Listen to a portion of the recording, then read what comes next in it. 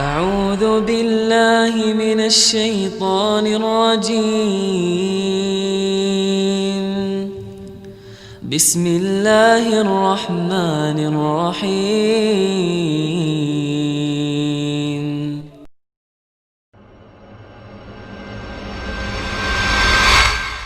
Assalamualaikum Ustaz. Bagaimana Rasulullah SAW mendidik sahabatnya sehingga keimanan dan ukhuwah mereka sangat kuat agar menjadi cerminan untuk kami? Dua pertanyaan Ustaz. Yang kedua, apakah yang terjadi dengan hati ini jikalau belakangan ini sulit menangis? Jazakallah khairan. Nah, alhamdulillah. Ini pertanyaan yang menarik sekali ya. Masalah bagaimana Rasulullah SAW dalam kurun waktu 23 tahun Islam itu sudah sampai ke Yaman. Islam itu Masya Allah sudah sampai ke perbatasan Syam dalam kurun waktu 23 tahun. Sedangkan Indonesia merdeka 70 tahun lebih. Tapi ternyata kondisi kita belum banyak berubah. Ada apa sebenarnya? Bagaimana Rasulullah SAW mendidik para sahabatnya? Yang pertama ditanamkan ke dalam mereka adalah iman kepada Allah dan hari akhir. Iman kepada Allah dan hari akhir. Bukan ibadah-ibadah yang lainnya. Sholat belum sholat, puasa belum, zakat belum, minum masih minum para sahabat. 13 tahun berada di Mekah itu sahabat masih minum. Belum turun pengharaman khamr, pakai jilbab belum turun. Itu selama 13 tahun. Apa yang ditanamkan ke dalam dadanya Bilal bin Rabah sehingga dia disiksa, dia tetap mengatakan la ilaha illallah. Apa yang ditanamkan ke dalam dadanya Sumayyah, wanita pertama yang mati syahid dalam Islam, ditusuk kemaluannya sampai tewas, tetap dia mengatakan la ilaha illallah. Sedangkan di masa kini orang menjual imannya hanya dengan beberapa rupiah yang dia dapatkan. Beda pendidikan.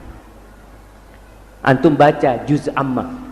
Juz Ammah itu 95% turunnya di Mekah. Itulah penanaman akidah yang ditanamkan tentang dunia ini akan berakhir. Dunia ini akan berakhir. Indonesia akan berakhir. Masjid ini akan rata sama tanah. Gunung yang ada di belakang kita akan rata sama tanah. Sehingga ditanamkan ke dalam diri para sahabat, mereka menjadi abnaul akhirah, menjadi anak-anak putra-putra yang mencari akhirat.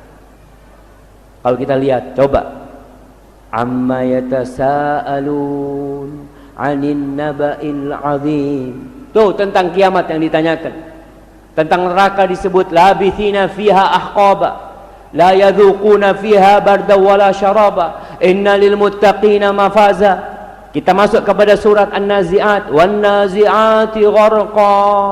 Lalu di akhirnya Allah mengatakan fa idza ja'atit tammatul kubra yauma yatadzakkarul insanu ma sa'a wa burrizatil jahimu liman yara. Ditunjukkan neraka.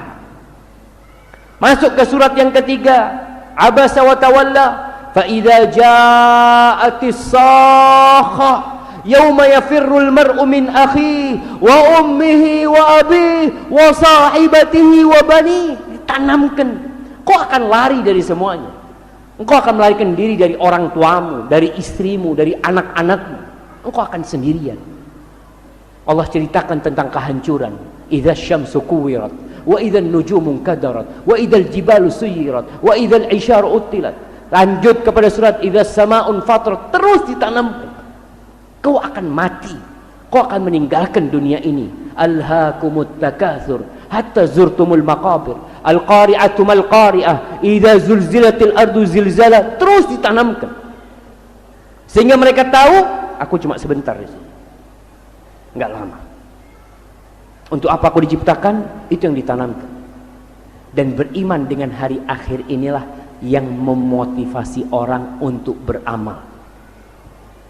Orang tidak akan mencuri. Kenapa? Allah tahu, Allah melihat. Kalau cuma urusan polisi sebentar, tapi nanti ada neraka. Maka dengan cara itu orang ini jadi hamba-hamba akhirat. tidak mengutamakan dunia. Rasul sallallahu alaihi wasallam sering jalan sama sahabatnya, jalan ke pasar.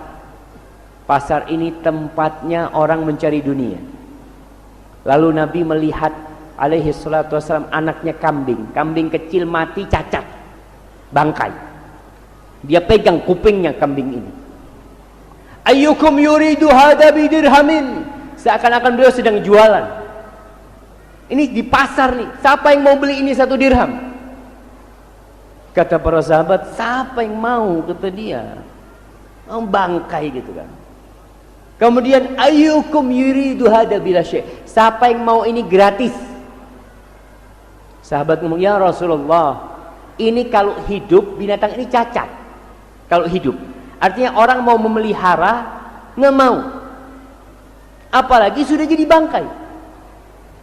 Apa kata Nabi alaihi salatu wasallam? Lad dunya ahwanu 'ala Allah min hadza 'alaikum.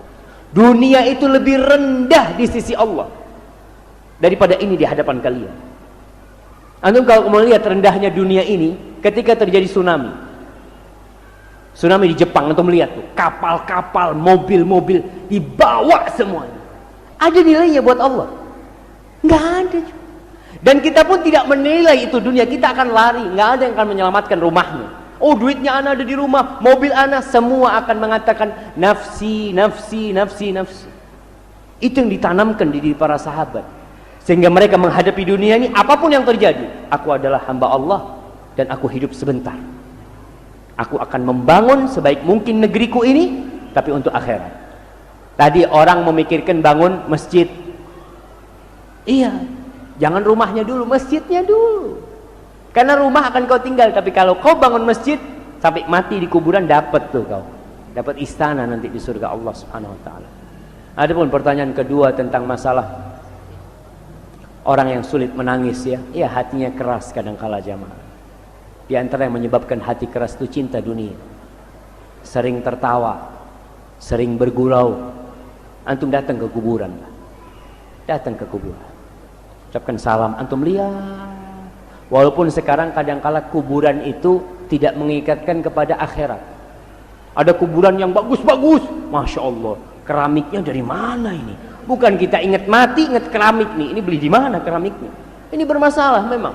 Padahal kuburan itu tempat mengingat akhirat. Orang di kuburan pun berlomba dunia. Itu sudah hidup yang berbeda jemaah. Biarpun mereka rata dengan tanah, kasih tanda batu atau batu nisan, selesai. Sebagai tanda ini kuburan bapakku. Tapi kau kalau mau bangun, bangun kuburan itu sebelum mati dengan amal soleh. Sehingga kau mati, kuburanmu luas. Ada AC. Ini masjid katanya mau pasang AC. Antum kalau kepingin kuburannya pakai AC, antum pasang AC di masjid sini. 3 nih, biar dingin nanti aku di kuburan. Nggak apa-apa. Tapi jangan pasang AC di kuburan antum. Pasangnya di masjid. Hadza wallahu a'lam bissawab. Nah. A'udzu billahi minasy syaithanir rajim. بسم الله الرحمن الرحيم